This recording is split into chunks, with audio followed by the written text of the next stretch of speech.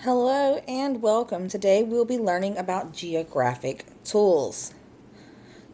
Our objective for the day is students will be able to identify and locate major physical and human geographic features, use a variety of geographic tools to demonstrate how various factors can influence the character of a location.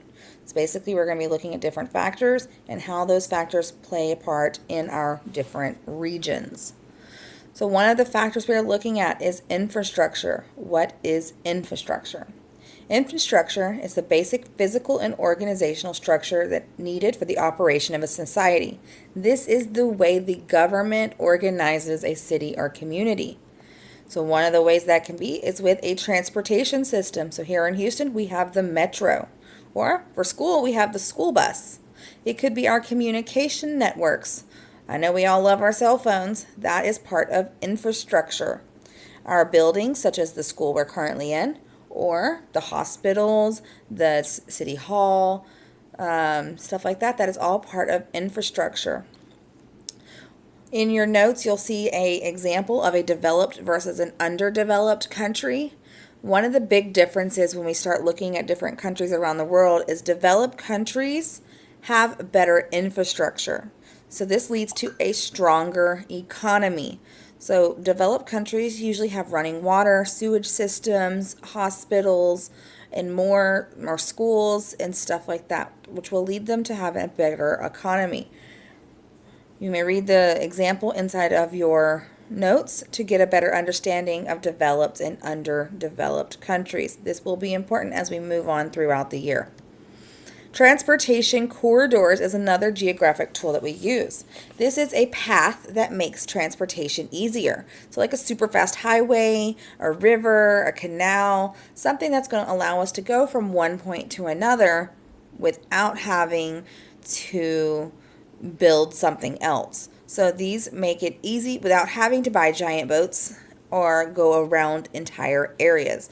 So an ocean would not be a corridor. I need a big boat. A mountain would not be a corridor. I have to go, all the way around it.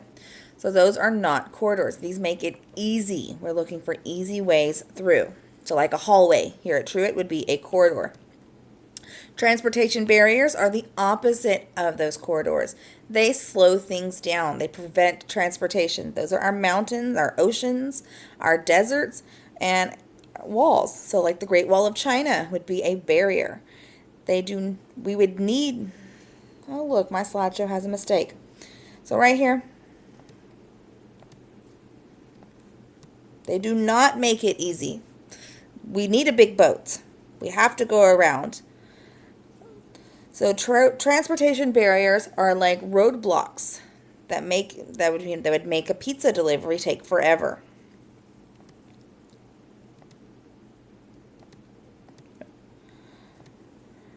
Human-environment interactions, these are the way people interact with the environment. So we have human, people, environment, interaction. So how people interact with the environment. This can be positive, such as recycling, or it can be negative, such as deforestation. This is an example of deforestation. Deforestation is when we cut down all the trees. People can interact with their environment in two ways. They can adapt to make it more suitable. So an adaptation would be I put on a coat if I am cold, or we can modify. That is to physically change. So modify could be like this. We could cut down all the trees. That is a modification. So putting on our jacket, that would be an adaptation. Cutting down all the trees, that would be a modification. Modifications are more permanent solutions. So if I have something that I cannot take down real quick, or I can't put the earth back the way it was relatively fast, that's a modification. Next up, we have migration. Migration is the way people, products, and information moves from one place to another. These may be positive or negative. They could be push factors that are negative. This is the reason someone is leaving the area. They are being pushed away. Or they could be pull factors. This is positive. We're attracting them in. We're pulling them to a new location. So a push factor, negative, could be that there's no jobs. They're unhappy. There's natural disasters. There's war. There are no food. Those are all push. If I had all of those, I'd be moving too. They're not positive. Pull factors, on the other hand, are going to be pulling me there. I have better jobs. I have more entertainment facilities. I can go watch movies whenever I want. I can go skating. I can go to the mall. They have better transportation. They have better highways, better metro systems. They have better housing conditions. They have better way of life for families. They have more food. They have the positive stuff. So push is negative. We're going to push it away. We don't like it. Pull is positive. We're going to pull it to us because we like it. The next geographical tool that we have is population distribution. Population distribution is simply the way people are distributed among the world.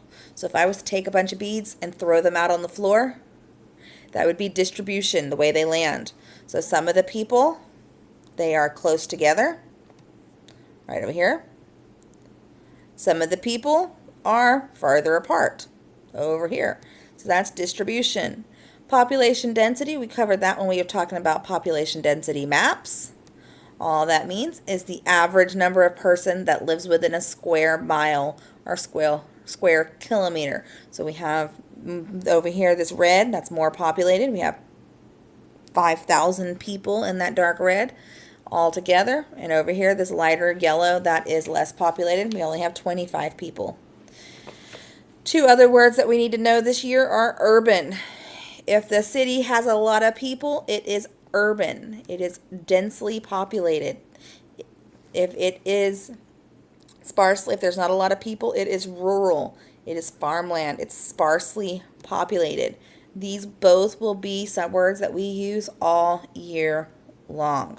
So go ahead and make sure we have them known. You will need them.